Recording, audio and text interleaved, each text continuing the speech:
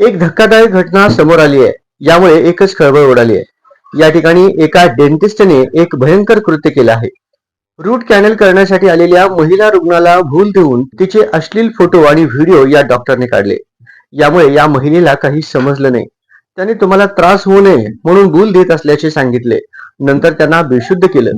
यावेळी त्याने या महिलेसोबत नको त्या गोष्टी केल्या. तसेच त्याचं चित्रीकरण आपल्या मोबाईल मध्ये केले. याचा त्याने फायदा घेतला. नंतर काही वेळाने हेच फोटो आणि व्हिडिओ व्हायरल करण्याची धमकी देऊन जवळपास वर्षभर हा डॉक्टर तिच्यावर बलात्कार करत होता.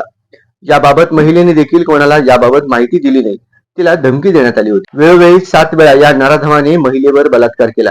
नंतर या महिलेला त्रास होऊ लागला. नंतर तिने हिंमत दाखवून डॉक्टर सुरेश सुंदेशा यांच्या विरोधात भिनमाल पोलीस स्टेशन मध्ये तक्रार दाखल केली. राजस्थानमधील जालोर जिल्ह्यामधील भिनमाल येथे हा धक्कादायक प्रकार उघडकीस आलाय. दरम्यान अश्लील व्हिडिओ आणि फोटो काढल्यानंतर पासून तो मला पुढील चेकअपला निवांत वेळ काढून ये असं सांगायचा. रूट कॅनलसाठी वेळ लागतो, गर्दी नसेल तेव्हा तुला बोलवेन असेही डॉक्टरने तिला सांगितले. डॉक्टरने अनेकदा तिच्यावर बलात्कार केला. दवाखान्यात बोलावून त्यांनी गर्दी नसेल तेव्हा तिला बोलावून संबंध ठेवले.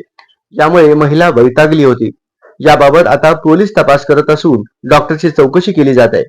हा डॉक्टर व्हिडिओ कॉल देखील करून नको त्या गोष्टी करायला भाग पाडत होता.